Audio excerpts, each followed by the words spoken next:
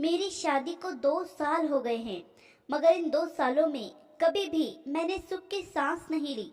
इसकी जिम्मेदार मेरी सास है। जब से शादी हुई है तब से मेरी जिंदगी बर्बाद की हुई है।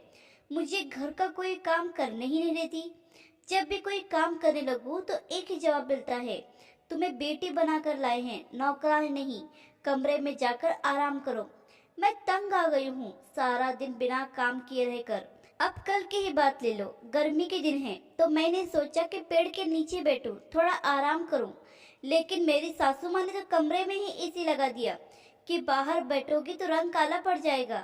तुम पापा की परी हो, हमारी भी नाजुक सी गुड़िया हो। क्या करूं, इतना दिल करता है कि घर के काम काज करूं, सारे काम करना भूल गई हूँ। मायके जाऊं तो माँ डांट लगाती है कि ससुराल में हाथ बिठाया करो।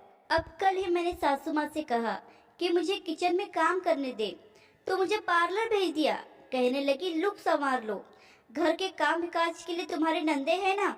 अब तीनों टाइम खाना कमरे में ही मिल जाता है और चाय भी। पति से शिकायत की तो पति कहने लगे, इस मामले में मैं कुछ नहीं कर सकता, मैं माँ से बात नहीं कर सकता, तुम्हें ही सब्र करना होगा।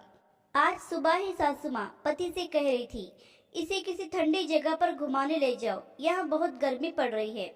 मैं तो तंग आ गई हूँ इन सारी चीजों से। अब आप ही बताओ मैं क्या करूँ, रोने का बहुत दिल कर रहा है। हे मालिक, ऐसी सास किसी को ना दे। आशा करती हूँ कि सास बहू की छोटी सी कहानी आपको पसंद आई होगी। इस कहानी पर आपकी क्या राय है हमें कमेंट करके जरूर बताइए।